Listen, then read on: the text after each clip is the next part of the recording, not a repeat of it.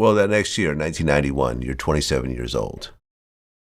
You had a situation with a woman from, I guess, the year before. And, this is very common these days. She claimed that you and your two teammates had raped her. No, that was horrible. Now, you said it was consensual. Yes. So what exactly happened?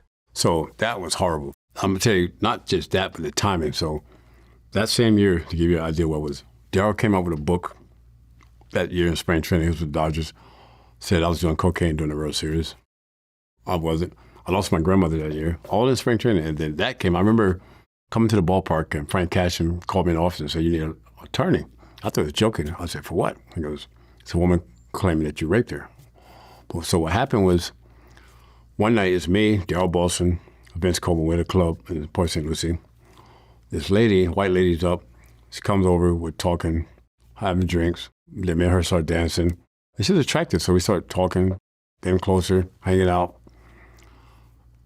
Daryl Boston knew her, or, I'd never seen her. I didn't know her. So later that night, Daryl and Vince are ready to leave, but she just wants to hang out and have more drinks. She said, "You guys, let them go ahead. I'll get you right home."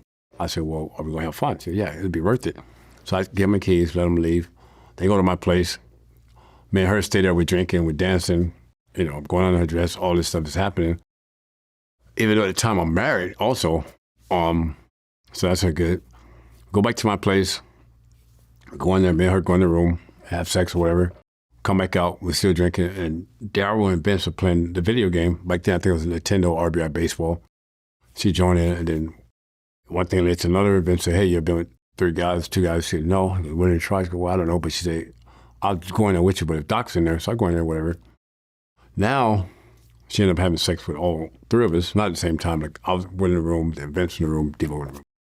So now she leaves, no big deal. We go to the park the next day, no big deal. So Daryl Boston knew her. It was David Cohn's girlfriend. I didn't know that. There's no way. David Cohn is who? David Cohn is his girlfriend, that girl. Right, no, I was saying David Cohn is who? Oh, David Cohn, sorry. So David Cohn was my teammate. Aha, got it. He's my teammate, sorry about that. Oh, my so it's your teammate's girlfriend who just had a foursome with his three other teammates. Yes, and David's like a good friend of mine. Still, they were good friends. So he tells Daryl Boston tells Ron Darling, who's a teammate, of what happened. Ron Darling tells David Cohn, "You're not going to believe your girl did this happen." So when he approached her, say, "I heard you at Doc's house this happened." She goes, "No, I gave Doc a ride home. I just kind of use the restroom. When I went to use the restroom, they raped me." That was what she told David Cohn. He said, "Well, why didn't you call the police?" So now she calls the police. Oh. And the thing that saved us was Port St. Lucie. You're talking KKK town. Like before we had spring training, this is 91. Big down there. You're talking 3 black guys and a white girl in that town. Not good. In the South. In the South. Yeah. So all this stuff, you got, I think it was current affair going in our trash cans, media at the ballpark, camped out at your house, all this stuff going on. It was just a horrible time. And so, obviously, I'm telling my wife, nothing ever happened. I didn't touch her. Married. We got attorneys. I think the thing that saved us, come to find out, it was other guys on our team. I think Darren Reed, and I don't remember another guy that also had been with her at a different time. They came clean. A couple of minor league players had been with her. They came clean. And some gym back in New York, in the city, whoever owned the gym saw the picture over, and they came clean, saying she didn't know all this stuff goes on. So that kind of killed the story. And then finally she came clean and said, this happened, that happened. I think David split up with her, but I felt bad with David. And, things was a little rough with me and him at the time where I said, "Look, man, I'm sorry. I didn't know. I didn't rape her. I didn't take it. I didn't force nothing.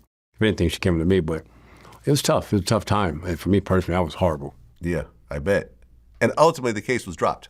Yes, the case was dropped. You were charged. You and the other two guys, Vince and Daryl, weren't charged with anything. No. Yeah, but it could have gone the other way. Definitely could have went the other way. Yeah. Because there's a lot of guys that's locked up, that you hear stories that are locked up because of a woman saying this, a woman saying that. So that could have easily happened down there. Well, that next year, 1992, I remember this because I actually had the album. There was a group called the Lynch Mob, who was Ice Cube's group. And they had a song called "You and Your Heroes." You know what I'm talking about? No, I don't know that song. Well, there was a line in there. It said, "Babe Ruth was good against the white boys, but he couldn't hit a N-word like Doc Gooden." You ever heard that before? No. Well, let me play it for you. What song is that? It's called You and Your Heroes You and Your Heroes by Ice Cube? by the Lynch Mob. Oh, the Lynch Mob, okay. Featuring Ice Cube. Gotcha. So this Okay. is like one of Ice Cube's kind of like side projects, essentially. Okay. As a group that he put out. Oh, I never heard First that. time you ever heard that? Yeah. Okay.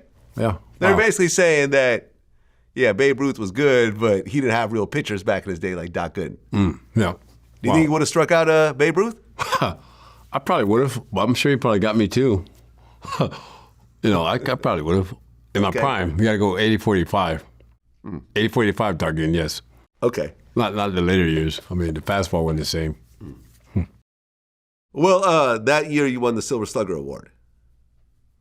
92, yeah. But a lot of people consider that this was sort of the beginning of the end of your time with the Mets. Would you say that's true?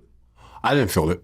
The thing was, I think because of what I set the bar so high in 84 and 85, everything was compared to those years. They said, yeah, you had a good year, but yes, he had a lot of strikeouts. But because in 1990, I won 19 games.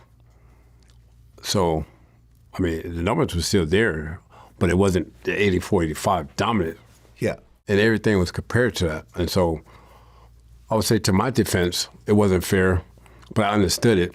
But also, just to take a step back real quick, I remember in 85 with all the numbers you mentioned, Triple Crown, winning everything. In 86, I remember pitching a game against Fernando Valenzuela. I beat him 3-0, shutout, but I only had 2 strikeouts. The first question was, what happened? You only had 2 strikeouts. I just beat one of the best pitchers, 3-0, shutout, complete game, and you're talking about the 2 strikeouts.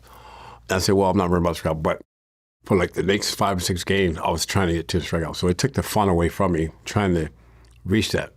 So, but then I got to a place where I was happy with myself. But I just think that they said the numbers weren't the same, numbers started going down. Yes, you're right, because after the 85 season, there's no way you can match that. But everything's compared to that. And then, even 1990, I won 19 games. And I probably could have won 20 that year. But I remember at the end of the season, normally you have 5 days rest in between. We had Frank Fowler, who was also at 19. We both were going for 20. And Mel Stoudemire asked me, would I go a day early so Frank Fowler can get another start to go for 20? I could have said, no, I want to pitch my day. I would have been stronger. But I said, no, I'll go early so he can give him a shot. But unfortunately, I didn't get mine, but he got his. So, but that's fair game. I got no problem with that.